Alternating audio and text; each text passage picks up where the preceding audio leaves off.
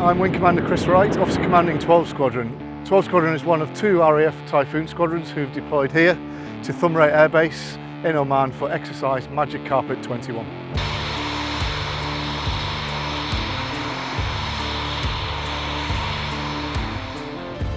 So 12 Squadron have deployed here from RAF Coningsby, alongside our sister squadron from RAF Lossiemouth, number 2 Army Cooperation Squadron. But it's not just Typhoon here.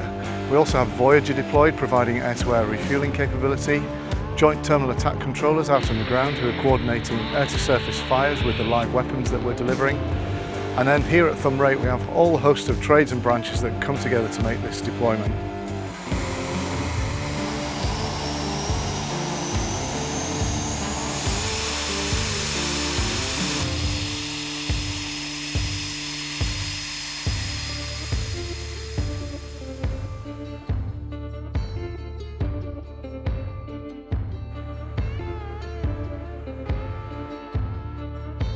Alongside our colleagues in Oman, we will be training across air-to-air and air-to-ground training, and it's all aimed at really just integrating forces and learning how to work better with our partners in a new environment.